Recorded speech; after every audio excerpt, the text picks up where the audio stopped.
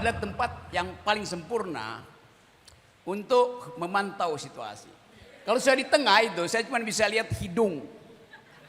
Saya tidak bisa lihat kemancungannya. Tapi kalau saya ada di sudut, saya bisa lihat hidung dan struktur hidung. Kalau saya di tengah, saya hanya bisa lihat mata. Saya tidak bisa melihat kerling mata mahasiswa, mbak-mbak, ibu-ibu. Kalau kerling dosen laki-laki saya nggak peduli itu.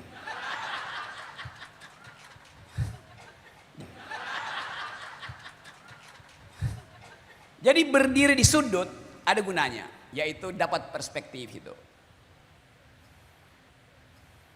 Dia juga ada di sudut itu. Dan mesti pantun dulu ya.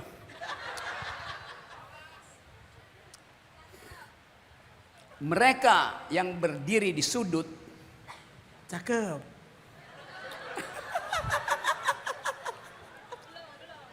nah nih saya mesti cari akal.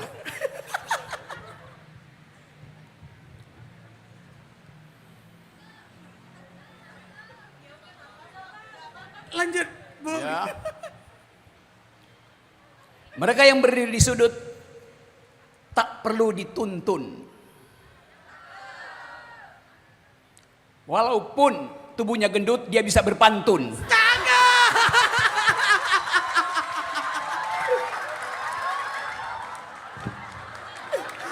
Beri tepuk tangannya gemuruh. Oke, saya mulai ini. Coba ulangi. Yang berdiri di sudut tak perlu dituntun. Kendati tubuhnya gendut, tapi bisa berpantun. Itu ada, coba tolong dibaca tuh, Master Gendut. Itu ada tulisan, tapi samar-samar saya coba tolong bacain. Bagi apa itu? Agak keras. Bagi mahasiswa dan mahasiswi dan tamu wajib menunjukkan STNK kendaraannya. Kendaraan. Oh, oke. Oke, bagaimana kalau saya rubah itu? Sudah. Bagi menteri.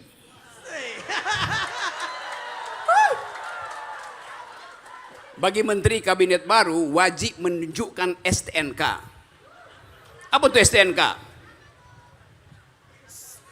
Apa tuh STNK? Surat tanda nomor kendaraan. Salah. Surat tanda nol korupsi.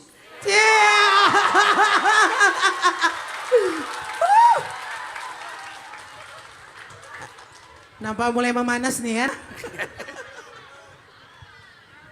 Kita berupaya untuk menghasilkan peradaban yang nol korupsi.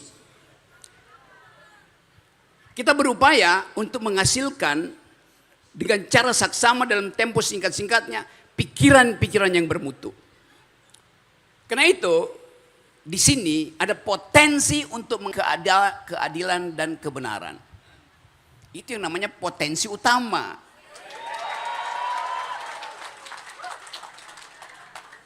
Kita mau olah pikiran itu hari ini. Tapi gimana mungkin kita mengolah pikiran kalau kesempatan untuk mengucapkan pikiran mulai dibayang-bayangi oleh KUHP yang akan memantau isi pikiran kita, KUHP baru. Jadi betul yang disebutkan oleh Profesor Bambang tadi. Dan Profesor Fanny. Semua yang berani mengundang saya pasti profesor. Karena kita cuma bisa pilih di negeri ini, atau Anda jadi profesor atau Anda jadi kompresor.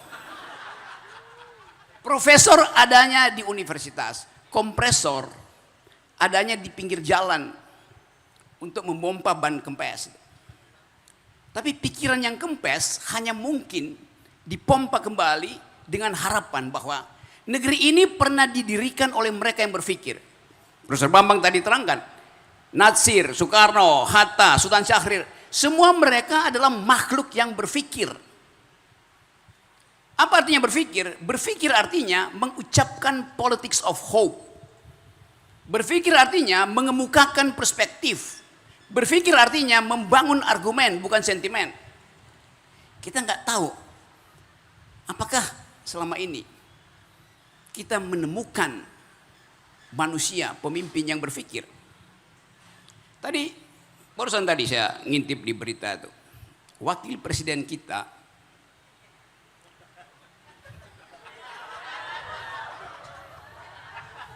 oke, saya ganti. Wakil presiden mereka karena semua protes bilang wakil presiden kita. Wakil presiden mereka di dalam 2 hari ini sudah dieluk-elukkan karena sudah memantau proyek-proyek strategis yang sedang dijalankan. Dia pergi lihat fasilitas olahraga di Senayan, dia puji-puji itu bahwa ini bagus sekali ini. Karena nanti akan ada atlet-atlet di situ yang akan menyumbang medali emas, terutama panjat tebing. Yes. Saya langsung senang. Karena kemarin saya bawa pulang medali emas panjat tebing dari Olimpiade Paris. Tapi apa pentingnya menyebutkan panjat tebing yang memang ada medali emas? Sementara beliau tidak pernah panjat tebing, dia panjat kekuasaan.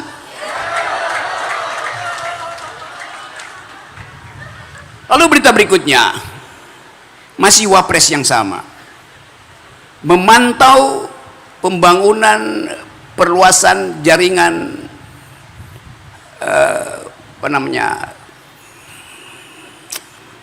jalan kereta api di kota itu, LRT, Light Rapid Transformation. Memantau lalu diberitakan wakil presiden di hari kedua sudah memantau pembangunan MRT, sudah memantau fasilitas olahraga. Itu jadi berita utama. Orang hanya memantau, itu sama dengan turis, tapi jadi berita utama. Kita nggak lihat ada konsep baru pada beliau untuk mengatakan bahwa visi saya tentang Indonesia, tentang olahraga adalah ini, visi saya tentang transnasional adalah ini. Hanya memantau, artinya mengikuti pola bapaknya sebelumnya, mantau-mantau. Begitu ada sesuatu yang bagus diklaim, begitu buruk tidak diklaim. Itu yang kita sebut kejujuran untuk menilai secara metodologis. Kalau kita dengar, pasti sebentar lagi akan ada ilustrasi tentang masa depan tuh, dari seseorang yang dicalon, yang sekarang faktual adalah wakil presiden. Akan ada Indonesia emas. Iya, isinya apa itu Indonesia emas? Akan ada keadilan. Apa isi keadilan itu? Indonesia emas, keadilan di dalam perspektif ilmu pengetahuan harus dibuktikan versi siapa? Versi libertarian, versi liberal, versi sosialis, versi komunis. Kan itu yang namanya berpikir kritis. Jadi mahasiswa seringkali juga pakai jargon yang sama itu. Akan ada keadilan, akan ada bonus demografi. Apa tuh bonus demografi itu? Kalau tadi Indonesia IQ-nya 78,5, Vietnam 115, Singapura 105. Bagaimana berkompetisi di dalam keadaan kekurangan pengetahuan, kekurangan IQ? Jadi apa yang akan jadi parameter untuk mengatakan kita akan pergi pada Indonesia emas, kita akan pergi pada Indonesia yang adil? Jadi mahasiswa, kendati Anda mungkin malas demo, tapi jangan otakmu itu dihibernasi. Itu dasarnya. Kasih kritik. Kenapa itu terjadi? Banyak statistik yang berupaya untuk menipu kita tuh. Statistik terakhir misalnya, Gini rasio kita 31. Bagus. Kalau 100 itu artinya ketimpangan absolut. Kalau 0 ketimpangannya tidak ada, artinya ada keadilan di situ. Sering saya kasih ilustrasi bahwa cara menghitungnya itu yang mesti sudah persoalkan. Mereka belajar ekonomi, belajar komputer. Coba cari apa yang dimaksud dengan Gini rasio itu. Kalau di sini ada petugas statistik, dia tanya pada saya, Pak Rocky, pengeluaranmu berapa? Saya bilang pengeluaran saya Rp10.000 per hari. Dia catat. Pengeluaran Ibu Fani berapa? Ibu Fani bilang ya 10.000 juga. Dia catat. Pak Bambang pengeluarannya 10.500. Sedikit di atas saya. Karena gajinya tetap, saya gajinya nggak jelas. Jadi kita bertiga di sini mengeluarkan 10.000. Lalu dia tanya pada seseorang yang dia temukan di Kuala Namu tuh, baru turun dari private jet. Bapak berapa pengeluarannya? 10.000. Dia tanya pada mahasiswa Universitas Potensi Utama, berapa pengeluaranmu? Ucok, Butet, 10.000 Pak. Dicatat per hari ini pengeluaran dosen, pengeluaran mahasiswa, pengeluaran oligarki sama-sama 10.000. Headline-nya besok adalah tidak ada kesenjangan sosial di Medan ini. Benar tidak? Benar. Memang ada kesenjangan sosial. Gini rasionya 0. Tapi coba kita periksa perlahan-lahan. Masuk dalam detail. Kenapa saya mengeluarkan 10.000? Ya karena saya cukup makan, tadi saya nyuri dari universitas sebelah itu, jeruk. Berapa saya nyuri tadi, Irman? Saya nyuri 10 jeruk. Kalau saya beli jeruk, itu harganya 10.000 di Medan. Jakarta udah pasti 30.000. Ditanya sama statistik, kenapa Pak Rocky cuma, bukan Pak Rocky, Bang Rocky kalau di sini ya guys. Kenapa Bang Rocky cuma keluarin 10.000? Karena saya hanya perlu makan jeruk. Di dalam jeruk ada protein. Di dalam jeruk ada vitamin. Di dalam jeruk ada karbohidrat. Di dalam jeruk ada cairan. Cukup buat saya. 1 hari makan jeruk. Ditanya pada si oligarki yang baru parkir private jetnya. Kenapa Bapak cuma keluarin 10.000 sama seperti Bang Rocky? Karena saya disuruh dokter untuk makan vitamin aja. Karena saya banyak penyakit. Sama. Ditanya pada mahasiswa tadi, hai mahasiswa Potensi Utama, kenapa kamu cuma mengeluarkan 10.000? Iya, karena saya keluarin 5.000 pagi-pagi untuk makan banyak. Dan masih ada 5.000 untuk saya beli promah. Untuk nahan lapar. Jadi yang dicatat adalah expenditure, pengeluaran kita. Tidak dicatat pendapatan kita. Indonesia tidak punya statistik tentang pendapatan orang. Disembunyikan, itu masalahnya. Jadi statistik bisa menipu saudara-saudara tuh. Itu pentingnya kita pakai akal sehat untuk tidak percaya pada statistik negara. Dasarnya itu tuh. Jadi sekali lagi, kalau kita berupaya untuk agen perubahan sosial, jadi dulu agen buat dirimu sendiri untuk mengubah caramu berpikir itu. Dan itu mengandalkan pengetahuan dasar tentang ekonomi, tentang ilmu sosial, tentang hukum. Jadi seharusnya perbanyak kuliah umum supaya ada perspektif, supaya ada sudut pandang. Nah, menghasilkan sudut pandang memerlukan dialektika. Dialektika artinya pikiranmu dibenturkan dengan pikiran lawanmu. Pikiranmu sebagai mahasiswa dibenturkan dengan pikiran dosenmu. Itu pentingnya bertengkar dalam pikiran. Jadi seharusnya universitas diasuh dengan cara itu. Demikian juga kekuasaan harus ambil model yang sama dengan universitas. Bertengkar dalam kebijakan. Apa artinya? Harus ada oposisi. Supaya pekerjaan pemerintah itu di-watch dengan cara yang berbeda. Ada distinctive karakter. Pembeda itulah yang menentukan demokrasi. Sekarang semua partai dimasukin ke kekuasaan. Lalu siapa yang akan mengevaluasi kekuasaan? Padahal kekuasaan selalu potensial untuk korup, untuk fraud. Kan itu dasarnya kan. Power tends to corrupt. And absolute power corrupt absolutely. Jadi sebetulnya mahasiswa bisa mengambil peran itu. Sebagai devil's advocate, kalau orang hukum bilang, jadilah devil's advocate, advocatus diaboli. Artinya, jadi pengacara yang disewa setan. Kenapa? Karena seolah-olah mereka yang di kabinet adalah malaikat. Padahal bisa terbalik. Jadi kalau kita mau jadi agent of change, kita mesti ubah perspektif. Kita harus mampu untuk memikirkan hal yang tidak dipikirkan oleh kekuasaan. Justice, fungsi dari keadilan. Apa itu keadilan?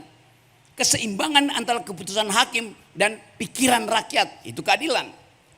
Kalau cuma putusan hakim, hakim bisa pakai prinsip ini sudah sesuai dengan norma-norma hukum positif. Tapi keadilan itu bicara lain. Saya tahu ada ketidakadilan di negeri ini bukan berdasarkan catatan Mahkamah Konstitusi. Tapi kalau saya bicara dengan mak-mak, saya tahu mereka menyimpan kecemasan tentang masa depan anaknya tuh. Setiap kali emak-emak itu nemuin dompetnya tinggal ada 20.000. Padahal anaknya 2 untuk pergi ke PAUD. Dia akan memilih menjajani anaknya atau membeli kopi buat suaminya yang sedang nganggur karena dipecat oleh korporasi. Pusing kepala emak-emak tuh. Di situ saya lihat ada penderitaan yang tidak dicatat oleh statistik. Emak-emak sekarang bolak-balik ke ATM buat lihat ada yang masuk enggak? Enggak ada yang masuk gaji suaminya karena suaminya udah PHK. Sementara dia mesti bolak-balik sampai kartunya itu lecet karena ngambil 50.000 tiap hari.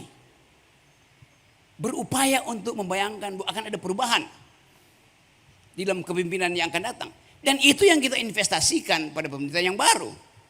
Tapi kita mulai curiga bahwa bagian-bagian strategis dari negeri ini akan kembali dikuasai oleh oligarki. Itu yang dicemaskan oleh mahasiswa, oleh kampus. Kita hendak berpikir maksimal bahwa kita hendak bertanding dalam bonus demografi, bukan antar kita, tapi kita dengan Malaysia, kita dengan Singapura, kita dengan Vietnam. Kan itu yang memungkinkan kita mengatakan bahwa kami punya harapan dengan kabinet ini. Jadi teman-teman, saya balik lagi pada tema ini. Student today, leader tomorrow. Kan itu sering kali. Apa artinya jadi student today? Doing best practice dari senior saudara. Apa best practice yang bisa saudara pahami? Pak Bambang ternyata, saya sudah duga tadi, sejak kalimat pertama, dia runtun untuk menghasilkan pikiran, menghasilkan argumen. Ternyata dia aktivis dulu di PBHI, Perhimpunan Bantuan Hukum Indonesia, ikut mendirikan. Jadi akhirnya kita ketemu tuh yang tidak mungkin diatur lewat protokoler. Bertemu akhirnya. Otak bertemu otak. Di Jakarta dengkul bertemu dengkul. Itu yang terjadi di kita. Saya ingin bertemu dengan saudara-saudara supaya kita bisa saling share perspektif.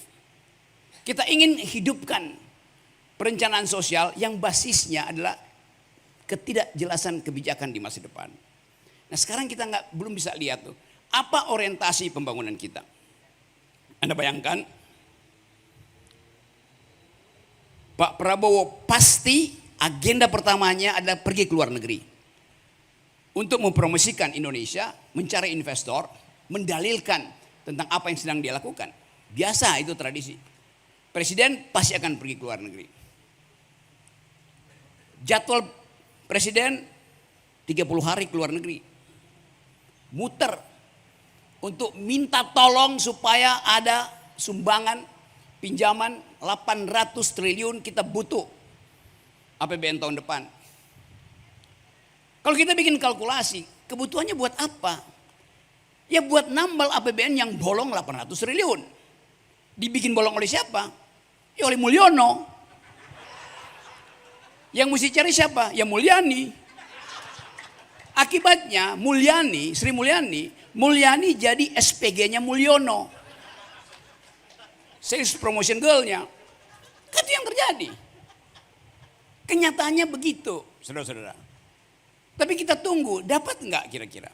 Tapi itu masalah kemampuan Pak Prabowo untuk mendalilkan bahwa kan kalau Anda di dunia pinjam meminjam dunia sekarang, Anda minjam itu mesti ada personal garanti.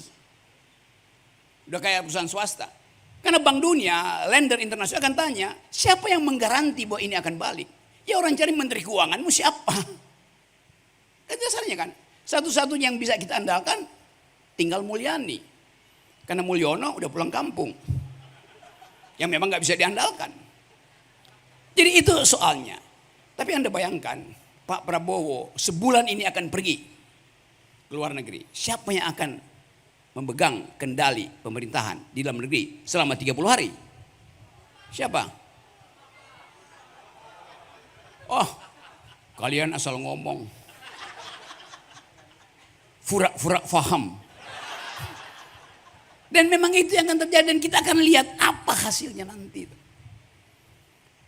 Mengendalikan kabinet Dan kabinet mulai terlihat berupaya untuk menyelamatkan kantong masing-masing. Ketua PAN kemarin, salah satu ketua PAN, siapa namanya? Menteri Desa.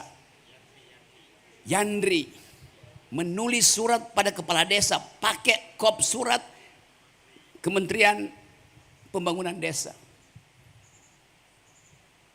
Bayangkan, untuk memobilisasi rakyat desa supaya pilih istrinya yang adalah calon bupati di situ. Akhirnya jadi baliho segede-gede gini. Wajah di situ wajah istrinya, wajah orang ibunya. Almarhum ada di situ, wajah menterinya di situ, ditulis di sini nih, Menteri Pembangunan Desa. Bagus nggak? Bagus. Karena pertama kali, hari pertama dia udah bekerja. Menteri Pembangunan Desa mengeluarkan surat memerintahkan para kepala desa untuk menghadiri kampanye istrinya. Apa nggak gila negeri ini? Jadi etika publik itu udah hilang. Dari awal kita bisa memahami itu. Apa motifnya? Karena mumpungisme. Mumpung ada kop surat, mumpung ada stempel menteri yang memang relevan. Tapi kalau ditanya relevan nggak? Relevan dong. Saya menteri desa memerintahkan kepala desa. Buat apa? Buat memenangkan istri saya. Itu yang kita sebut KKN. Itu yang disebut nepotisme. Yang saya, Bambang, berupaya dari tahun 98 menghentikan KKN itu. Tapi dia lolos terus. Karena tidak ada filter. Harusnya di dalam pemerintahan yang beretika, kalau di Jepang ketahuan semacam ini udah bushido dia, bunuh diri. Kalau di Korea sama, mengundurkan diri itu. Jadi Anda bayangkan ethics itu, public ethics itu defisit. Jadi sekali lagi teman-teman mahasiswa di sini, saya percaya bahwa potensi utama harus mampu untuk mengambil alih isu-isu yang tidak bisa diucapkan oleh para birokrat di Medan. Saya ada di sini untuk membantu teman-teman. Jadikan Medan ini sebagai pintu pertama dari aktivis mahasiswa yang mampu melakukan perubahan sosial. Itu dasarnya tuh. Jadi teman-teman, percayalah bahwa percakapan ini percakapan akademis. Saya ingin melihat Medan jadi blok pengetahuan. Bukan blok Medan. Medan harus jadi blok pikiran. Kesempatan inilah yang disediakan oleh sejarah. Saya dipanggil oleh sejarah untuk muter-muter Indonesia. Dengan konsekuensi jadi pengangguran. Karena muter-muter terus. Tapi saya tahu bahwa saya menginvestasikan sesuatu supaya dia bisa diternakkan di dalam semua semangat akademis itu. Saya hanya mengedarkan perspektif, mengedarkan metodologi, mengkritisisme. Jadi percaya saja atau yakinkan kita bahwa negeri ini pernah dituntun oleh mereka yang berpikir. Founding parents kita ada mereka yang berpikir. Bahkan sebelum Indonesia merdeka di 28 Oktober yang akan kita rayakan nanti, para pemuda sudah mengucapkan satu bangsa, satu tanah air, satu bahasa. Mereka tidak mengucapkan satu amplop. Jadi pemuda kita mengerti bahwa untuk menghasilkan peradaban di kemudian hari harus ada persatuan, harus ada bahasa yang bisa dimengerti, dan harus ada jaminan bahwa kedaulatan tanah air ini adalah prinsip utama. Kita ingin ada persatuan karena kita berbeda. Tetapi dari zaman Pak Jokowi dinyatakan bahwa demi persatuan tidak boleh ada perbedaan. Kan ngaco. Sila ketiga itu ada di situ, persatuan Indonesia, karena ada kondisi antropologi yang kita sebut perbedaan. Pluralisme. Karena ada perbedaan diperlukan persatuan. Jangan dibalik, demi persatuan tidak boleh ada perbedaan. Implikasinya tidak akan ada dialektika pikiran. Tidak akan tumbuh kritisisme. Nah, kita ingin batalkan itu. Saya selalu percaya bahwa apa yang dipikirkan oleh mahasiswa itu yang paling jujur. Apa yang pernah diucapkan sebagai janji ketika Anda masuk universitas, yaitu hanya ingin menempuh pendidikan pengetahuan dengan dasar kebenaran dan keadilan, itu dipegang juga untuk aktivitas politik. Jadi teman-teman, di potensi utama. Pastikan bahwa siang ini kita hidupkan kembali akal pikiran sebagai potensi untuk menghasilkan keutamaan negeri ini. Terima kasih. Terima kasih kepada Bung Rocky. Baik, kita langsung buka sesi pertanyaan saja ya Bung Rocky. Kita akan mulai mungkin untuk sesi pertama dulu. Boleh silakan siapa yang ingin bertanya. Bapak yang baju putih. Sebentar, kemudian teman-teman mahasiswa yang pakai kacamata ya. Kemudian ibu yang baju hijau, oke. Silakan Bapak yang baju putih. Kita buka 3 pertanyaan terlebih dahulu ya.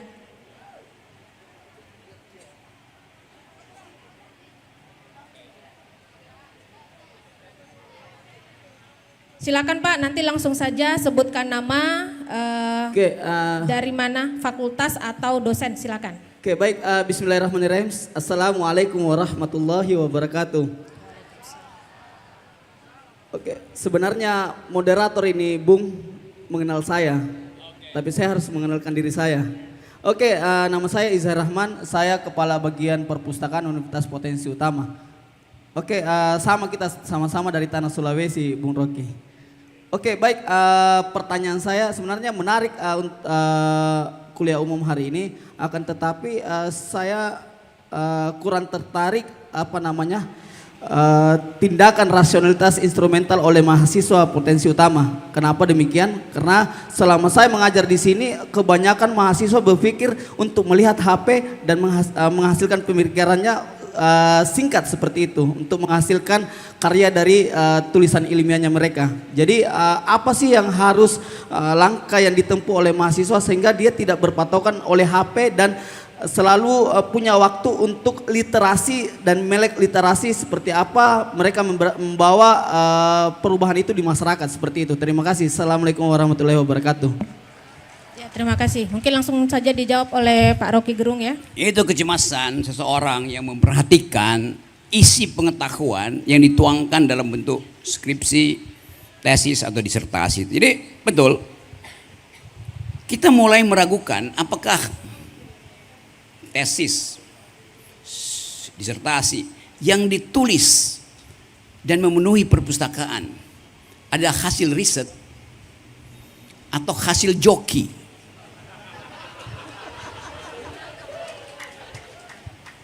Saya tahu itu.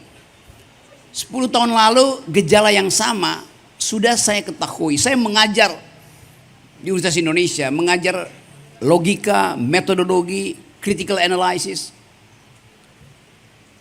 Kalau udah sore, di antara Fakultas Ilmu Budaya dan Fakultas Ilmu Politik ada kafe namanya Next Door. Kita ngobrol di situ. Nanti mahasiswa saya datang, Pak Rocky, kenapa kamu? Ini ada yang ingin minta dibuatkan paper, riset desain untuk keperluan tesis atau disertasi. Siapa dia? Bupati dari sini, gubernur dari sini, anggota DPR dari sana. Anggota-anggota DPR ini, bupati, pejabat-pejabat itu datang masuk UI untuk dapat ijazah, bukan untuk berpikir. Karena itu dia sogok membeli mahasiswa tingkat 1 untuk membuatkan papernya. Jadi bahkan UI yang mendalilkan diri sebagai world class university betul-betul sekarang jadi world class, kalau disingkat WC UI itu. Itu yang terjadi. Kasus Bahlil sekarang lagi dibongkar oleh Dewan Guru Besar. Bagi saya bukan Bahlilnya yang jadi persoalan, tapi mereka yang meluluskan Bahlil. Itu dasarnya. Kalau Bahlil kita udah tahu kan, Bahlil bilang ya pakai aturan, tapi kalau aturannya itu tidak menguntungkan, langgar aturannya. Udah.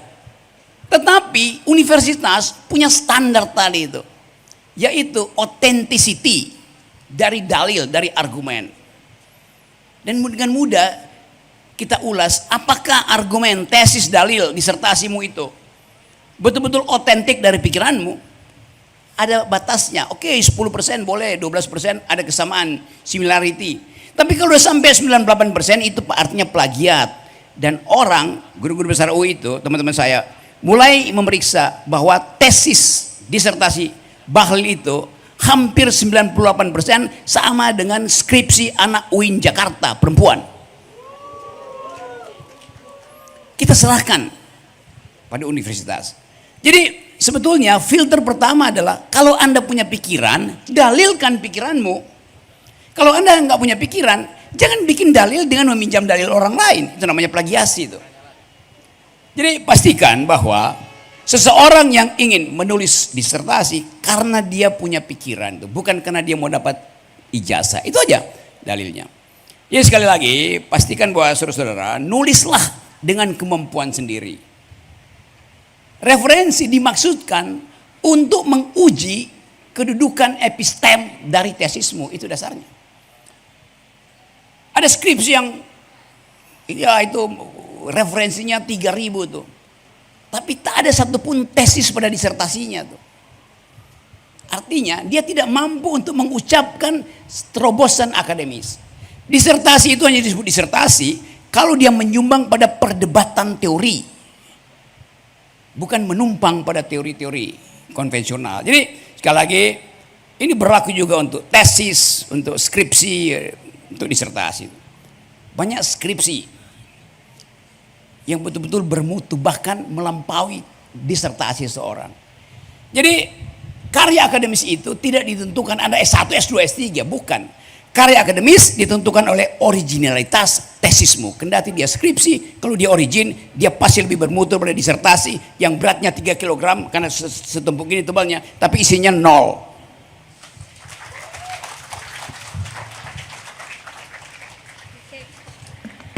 Baik, tadi sudah dijawab. Langsung saja kita tadi penanya kedua, silakan dari rekan mahasiswa. Nanti singkat saja sebutkan nama dari fakultas apa dan langsung kepada poin pertanyaannya ya. Assalamualaikum warahmatullahi wabarakatuh. Selamat siang menjelang sore semuanya. Saya Ananda Sinulinga. Saya ingin bertanya, tapi mohon maaf ini nggak bisa langsung ke pertanyaannya. Jadi saya mau masuk ke pembahasan tentang IQ tadi. Kita tahu bahwa data yang mengatakan bahwa IQ nasional kita itu memprihatinkan, bahkan di level Asia. Dan saya berpikir skala lebih besarnya lagi, apa yang membuat orang-orang kita itu tak memiliki pemikiran kritis? Kesulitan menemukan kausalitas di dalam suatu kritik terhadap pemerintah misalnya, selalu dibalas dengan sentimen. Kritis sedikit dikatakan anak abah, kritis sedikit ya dibilang pasukan barisan sakit hati. Bagaimana Bung Rocky memandang fenomena ini? Apakah Bung Rocky memandang adanya manipulasi pemerintah atas pembodohan yang begitu masif di negara Wakanda kita ini? Ya saya yakin Bung Rocky akan mengatakan ya Mulyono gagal menjalankan amanat konstitusi, cerdaskan kehidupan bangsa. Lalu hal apa kami sebagai mahasiswa ini bisa lakukan untuk menutupi hasil kemaksiatan pragmatisme yang dipertontonkan oleh rezim sebelumnya ini? Apakah masih bisa diselamatkan negara kita ini? Dan ya terakhir saya ingin menarik ke konteks psikologi juga. Setelah Anda mengamati tubuh pribadi Pak Prabowo secara pribadi maupun tubuh politiknya, apakah Pak Prabowo ini di dalam pemerintahannya nanti akan kembali mempertontonkan pragmatisme seperti sebelum-sebelumnya? Sekian, Assalamualaikum warahmatullahi wabarakatuh. Waalaikumsalam. Ya silakan Bung Rocky.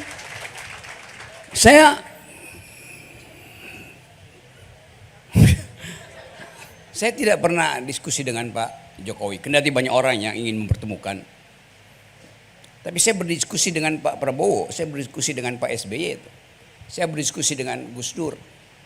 Jadi saya tahu apa isi pikiran mereka yang pernah memimpin Indonesia. Saya tahu apa arah pikiran mereka, tapi saya juga tahu apa hambatan yang akan mereka terima. Ada orang mengatakan Pak Rocky pasti nggak akan kritik Pak Prabowo. Hari ini sudah kasih kritik 2 kali udah. Tentang potensi kabinet itu tidak diasuh secara metodologis. Karena yang ada di situ adalah mereka datang dari berbagai macam kepentingan disatukan atas alasan ini demi bangsa tuh. Filternya akan mulai terjadi besok, mungkin 2 minggu lagi. Kan kalau kita bayangkan misalnya pidato pertama Presiden Prabowo Subianto, saya akan memimpin demi rakyat, tidak boleh satupun kesempatan diberikan untuk mencuri harta bangsa ini. Sangat ideal, sangat ideologis. Tetapi di dalam politik berlaku prinsip ada jarak antara election dan decision. Jarak antara pemilihan dan keputusan itu. Kita mulai membayangkan normativity, dasolenya Prabowo yang di Pak Bambang bilang tadi bisa berjarak dengan dasain. Tadi saya kasih contoh bagaimana dasain itu sudah mendahului dasolen. Tidak boleh memanfaatkan jabatan untuk memobilisasi kepentingan pribadi. Menteri Desa barusan lakukan hal itu.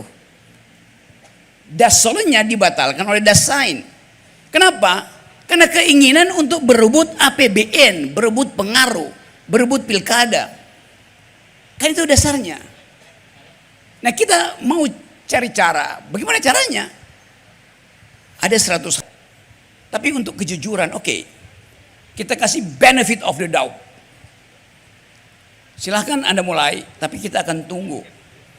Di dalam 100 hari, pastikan bahwa ada critical point diucapkan lagi oleh para mahasiswa. Fairnya begitu.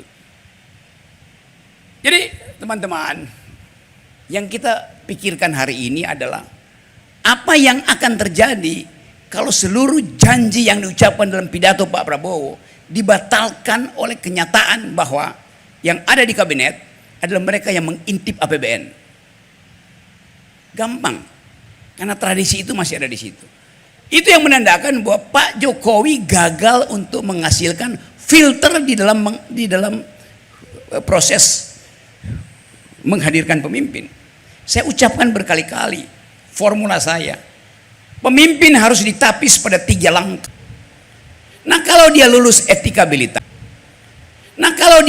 etikabilitas, lulus intelektualitas, baru dia kita izinkan diuji elektabilitasnya. Itu sistemnya. Kalau sekarang dibalik, elektabilitas dibeli dulu. Dalam bentuk apa? Kampanye, poster, baliho. Jadi kembalikan, bring intellectual back,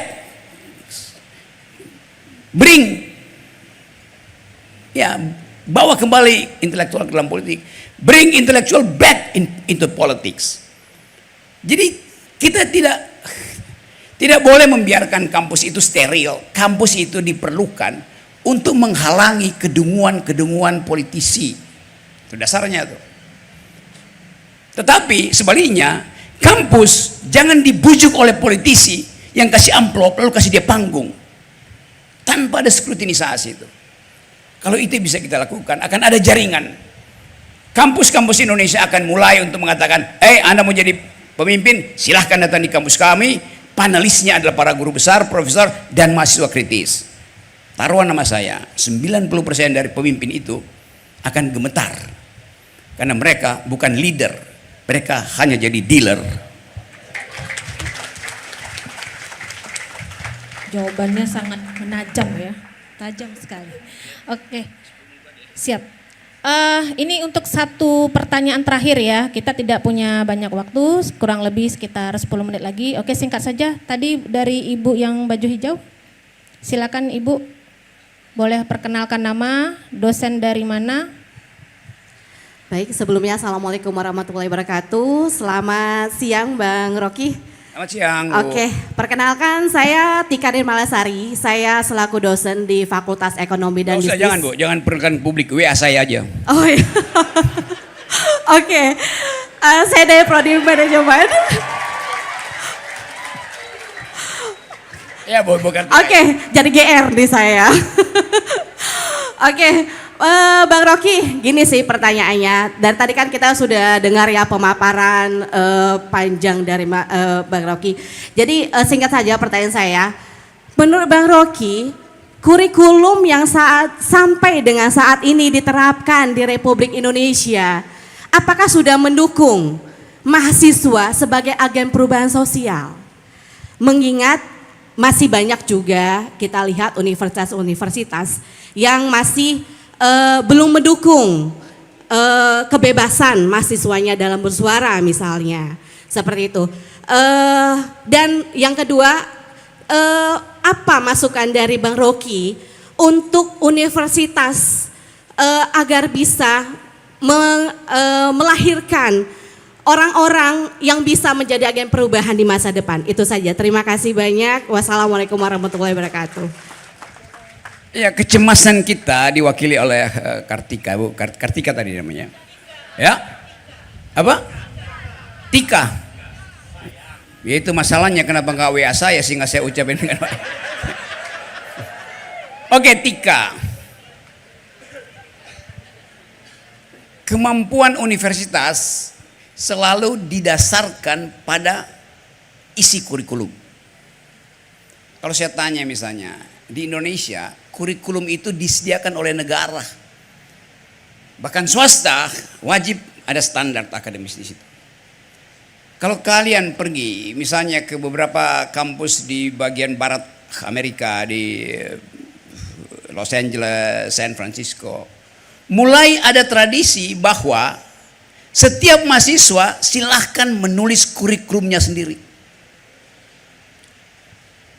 Anda tiba misalnya di California, terus Anda mendaftar di sebuah, biasanya itu namanya University College, yang biasanya diasuh justru oleh kabupaten, oleh negara bagian itu. Bukan lagi standar Ivy League yang biasa diandalkan Stanford, Harvard, Boston, apalagi yang disebut Ivy League itu, Yale University. Sekarang mahasiswa itu bebas menulis kurikulum sendiri. Anda akan dijemput di stasiun kereta, rektornya bilang, Ucok, ku jemput kau di stasiun kereta karena ku tahu kau dari Medan, kau mau belajar di universitas, aku rektormu. Ku antar kau ke kamarmu, lantai 3, kamar 304. Besok kau turun di lantai 1, temui aku, bawa kurikulum yang ingin kau pelajari. Si Ucok bingung, loh kenapa saya mesti tulis sendiri? Karena kepercayaan bahwa setiap individu sekarang mampu untuk menghidupkan pikiran dia demi hal yang akan dia capai nanti. Coba bayangkan, kita diminta bertanggung jawab terhadap kurikulum yang hendak kita pelajari. Anda mungkin katakan pada si rektor, Pak Rektor, saya hanya akan belajar 3 mata kuliah. 1 tentang environment, 2 tentang global politics, 3 tentang human solidarity. Rektornya bilang itu bukan mata kuliah, itu perspektif. Anda belajar perspektif sekarang, bukan mata kuliah. Karena semua mata kuliah akan diasuh oleh perspektif. Jadi ada perubahan radikal dalam cara kita berpikir. Nah kita ingin itu ada di sini supaya kita bisa menghemat anggaran misalnya. Semua universitas masih diajarin bahasa Indonesia. Anda masih diajarin bahasa Indonesia kan? Ngapain ngajarin bahasa Indonesia pada orang Indonesia? Bagaimana coba ada kuliah bahasa Indonesia? Anda masih diajarin bahasa Inggris yang seharusnya udah selesai. Ketika Anda SMA udah bisa dengan standar grammar. Untung ada Ibu Bunda Ketua Yayasan yang membangun dan tahu bahwa fondasi ke bahasa Inggrisan kita itu lemah. Maka dari 20-30 tahun lalu dia bikin kursus. Untung ada Bunda yang mengerti bahwa kemampuan komputasi kita itu rendah, maka dimulai dengan kursus komputer. Dunia ini sekarang hidup dari riset. Siapa yang riset unggul, dia yang akan memimpin universitas. Kalau Anda baca, Anda ikuti seluruh universitas terbaik di dunia sekarang, hanya ada 3 klaster riset. 1 riset tentang human genome, riset tentang DNA manusia itu, untuk tahu kebiasaanmu itu didasarkan oleh oleh nenek moyangmu itu dari mana. Kalau saya darahnya A, sangat mungkin nenek moyang saya datang dari wilayah pedalaman yang bertani. A stand for agriculture. Ada orang yang darahnya, jenis darahnya ditentukan oleh apa yang dia makan sejak ratusan ribu tahun lalu. Jadi dengan cara itu kita tahu bahwa manusia itu ada bagian yang tidak mungkin berubah, itu DNA yang dihasilkan jutaan lalu karena proses evolusi. Buat apa kita tahu itu? Buat efisiensi pengobatan. Supaya obat itu tidak menjadi racun di dalam darah kita. Seringkali obat itu justru jadi racun karena kita tidak punya pengetahuan lengkap tentang DNA. Itu riset hari-hari ini. Riset kedua adalah di bidang big data. Kita semua setiap hari mengupload kondisi kita. Anda setiap hari status Anda taruh di situ, lagi belanja di toko mana, dibaca oleh big data. Oh, anak Medan itu doyannya adalah minum teh tarik misalnya. Maka akan dijadikan Anda sebagai konsumen teh tarik. Jadi kita ada di situ. Big data kita dibaca sebagai informasi konsumtif oleh perusahaan-perusahaan besar di dunia. Riset ketiga ada dalam artificial intelligence. Yang sekarang orang bisa bikin paper lewat ChatGPT. Jadi kita ada di dalam keadaan memantau apa yang terjadi di dunia di dalam 3 fase itu. Artificial intelligence, yang kedua adalah big data, yang ketiga adalah human genome. Jadi itu yang akan jadi ulasan di dunia.